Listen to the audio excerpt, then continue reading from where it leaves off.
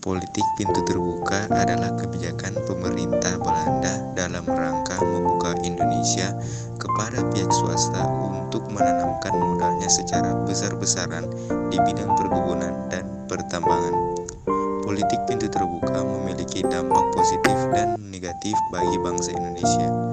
Politik pintu terbuka adalah sebuah kebijakan politik yang dikeluarkan pemerintah kolonial Belanda untuk diterapkan di Indonesia pada tahun 1870 sampai 1900. Pada penerapan kebijakan ini, perekonomian Indonesia dibuka untuk para pemilik modal swasta.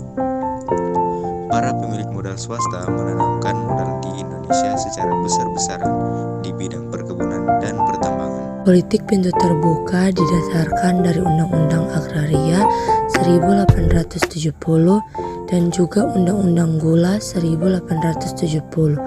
Pada periode politik pintu terbuka, pihak swasta memainkan peran penting pada tanah-tanah di Indonesia.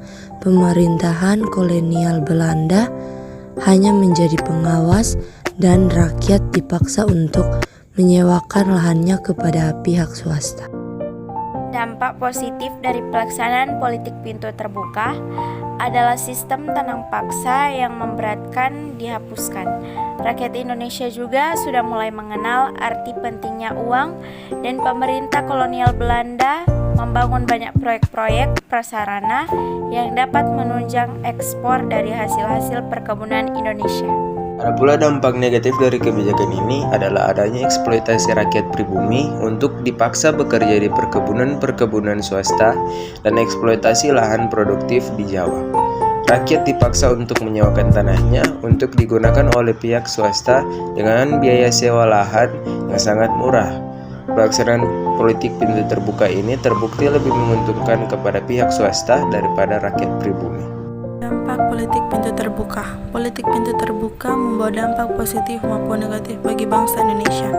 Meski tujuan politik pintu terbuka adalah untuk meningkatkan taraf kehidupan rakyat jajahan, dalam pelaksanaannya ditemukan banyak pelanggaran yang berakibat pada kesengsaraan rakyat. Dampak positif politik pintu terbuka yaitu yang pertama, sistem tanam paksa yang memberatkan rakyat dihapuskan. Yang kedua, rakyat Indonesia mulai mengenal arti pentingnya uang dan mengenal barang-barang ekspor dan impor.